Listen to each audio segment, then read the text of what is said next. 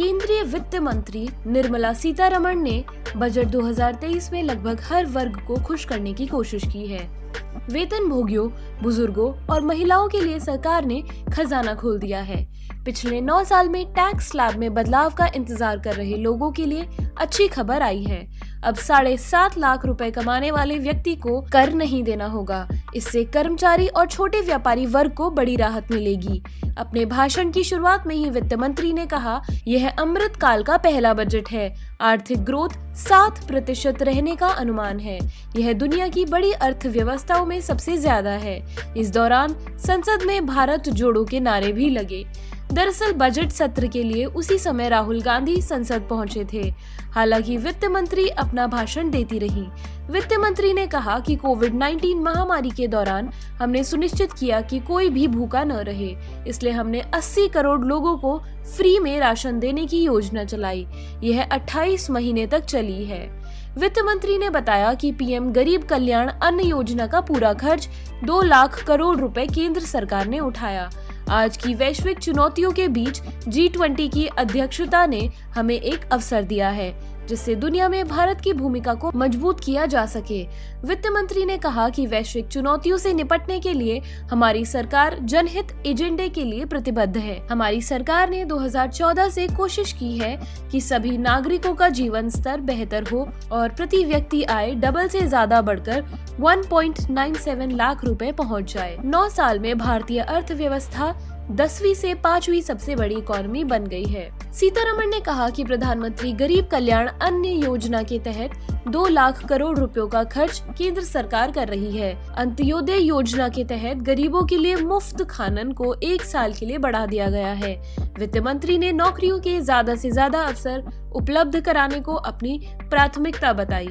महिलाओं के सशक्तिकरण, पर्यटन, बिजनेस माहौल को मजबूत करने की बात कही। निर्मला सीतारमण ने कहा कि अर्थव्यवस्था में संगठित क्षेत्र का दायरा बढ़ा है, काम करने वाले लोगों की संख्या बढ़ी है। वित्त मंत्री ने अपना भाषण अंग्रेजी में दिया, लेकिन वंचितों को वरीयता की बात उन्होंने हिंदी में कही। वित्त मंत्री ने कहा कि सरकार का आर्थिक एजेंडा नागरिकों के लिए अवसरों को सुविधाजनक बनाने, विकास और रोजगार के अवसर को तेज गति प्रदान करने के लिए ही व्यापक आर्थिक स्थिरता को मजबूत करने पर केंद्रित है। मंत्री ने ऐलान किया कि खेती से जुड़े स्टार्टअप को सरकार प्राथमिकता देगी। युवा उद्यमियों के कृषि स्टार्टअप को प्रोत्साहित करने के लिए कृषि कोष की स्थापना की जाएगी। पशुपालन, डेयरी, मत्स्य पालन पर विशेष फोकस रखते हुए कृषि ऋण टारगेट को बढ़ाकर 20 लाख करोड़ रुपए किया जाएगा। वित्त मंत्री ने इस बजट के 7 लक्ष्य बनाए, जिसे उन्होंने सप्तऋषि कहा। पहला, समावेशी विकास। दूसरा, वंचितों को वरीयता। तीसरा, बुनियादी ढांचा और निवेश। चौथा, क्षमता विस्तार। पांचवा, हरित विकास और छठा, युवा शक्ति। सातवां, वित्तीय क्षेत्र। वित्त मंत्री ने कहा कि प्रधानमंत्री आवास योजना का बजट 66% बढ़ा दिया गया है। 2014 से स्थापित मौजूद 157 मेडिकल कॉलेज के साथ 157 नए नर्सिंग कॉलेजेस स्थापित किए जाएंगे।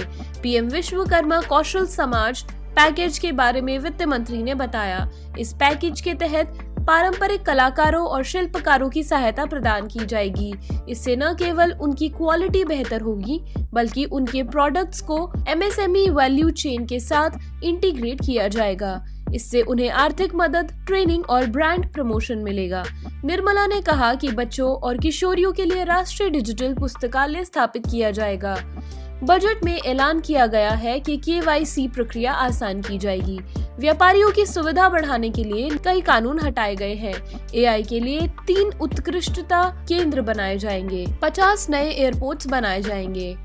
पीएम आवास योजना के लिए खर्च को 66% बढ़ाकर 79,000 करोड़ किया गया है। बजट में रेलवे के लिए 2.40 लाख करोड़ रुपयों का प्रावधान किया गया है। यह अब तक का सबसे ज्यादा बजट है। पूंजी निवेश खर्च 33% बढ़ाकर 10 लाख करोड़ रुपए किया जा रहा है, जो जीडीपी का 3.3% होगा। महामारी से प्रभावित एमएसएमई को राहत दी जाएगी। वैकल्पिक उर्वरक को बढ़ावा देने के लिए पीएम प्रणाम योजना की घोषणा की गई है। गोबर धन योजना के तहत 500 नए संयंत्रों की स्थापना की जाएगी। गोबर धन के लिए 10,000 करोड़ का प्रावधान। वित्त मंत्री ने राज्यों के लिए बड़ी घोषणा की है। केंद्र राज्य सरकारों को एक और साल तक 50 साल के लिए बिना ब्याज के कर्ज देना जारी रहेगा। मोटे अनाजों को श्री अन्न का नाम दिया जाएगा। भारत को वैश्विक केंद्र बनाने के लिए हैदराबाद का उत्कृष्टता केंद्र काम करेगा। वाहन कबाड़ नीति के लिए पर्याप्त फंड का प्रावधान किया जाएगा। इंजीनियरिंग संस्थानों में 5G सेवाओं पर आधारित 100 प्रयोगशालाएं स्थापित की जाएंगी। नए कारोबारी अवसरों और रोजगार सृजन का आधार तैयार होगा। 740 एकलव्य मॉडल आवासीय स्कूलों के लिए अगले 3 साल में 38,000 टीचरों और सहायक कर्मचारियों की भर्ती की जाएगी। बजट में ई कोड के तीसरे चरण के लिए 7,000 करोड़ रुपयों का प्रावधान है। 2 साल के लिए महिला सम्मान बचत पत्र नाम से एक नई लघु बचत योजना का ऐलान। इसमें 2 लाख रुपयों तक महिलाएं और लड़कियां पैसा जमा कर सकेंगी और उस पर 7.5% का निश्चित ब्याज मिलेगा। इसमें आंशिक रूप से निकालने का भी विकल्प होगा। वरिष्ठ नागरिक खाता स्कीम की सीमा 4.5 लाख से 9 लाख रुपए की जाएगी। ग्रीन क्रेडिट कार्ड का नोटिफिकेशन जल्द होगा और डिजी लॉक में सुविधाएं बढ़ेंगी। 47 लाख युवाओं को 3 साल तक भत्ता मिलेगा। क्रेडिट गारंटी योजना के लिए 9,000 करोड़ का प्रावधान। MSME के ब्याज में 1% की छूट की घोषणा। प्रधानमंत्री कौशल विकास योजना 4.0 की शुरुआत की जाएगी। कुछ चीजें जो सस्ती हुई हैं वो हैं कुछ मोबाइल फोन, इलेक्ट्रिक घड़ियां, कैमरे के लेंस, खिलौने, cycle, automobile, LED TV, biogas से जुड़ी चीजें। और कुछ चीजें हैं जो महंगी होंगी वो हैं सिगरेट, सोना, चांदी, प्लेटिनम, विदेश से आने वाली चांदी की चीजें, किचन चिमनी। वरिष्ठ नागरिक खाता योजना यानी सीनियर सिटीजन अकाउंट स्कीम की सीमा 4.5 लाख रुपए से 9 लाख की जाएगी। इसका मतलब यह है कि सीनियर सिटीजन पर इस स्कीम में अधिकतम 4.5 लाख की जगह 9 लाख रुपए तक जमा करवा सकेंगे। वहीं संयुक्त खाते में अधिकतम जमा रकम की सीमा बढ़ाकर 15 लाख रुपए कर दी गई है। वित्त मंत्री ने वेतन भोगियों के लिए एक बड़ा ऐलान किया है। अब 7 लाख रुपए सालाना कमाने वाले को कोई टैक्स नहीं देना होगा। निजी टैक्स में 5 अहम घोषणाएं की गई हैं। नए टैक्स सिस्टम में छूट सीमा 7 लाख की गई है। इसका मतलब ये होगा कि 9 लाख आय वालों को केवल 45,000 रुपए टैक्स देना होगा। 15 लाख कमाने वालों को अब 1.5 लाख टैक्स देना होगा। 20% का फायदा हुआ है। ऐसी ही अपडेट्स के लिए हमारे साथ जुड़े रहिए। मिलते हैं अगली वीडियो में एक नई अपडेट के साथ।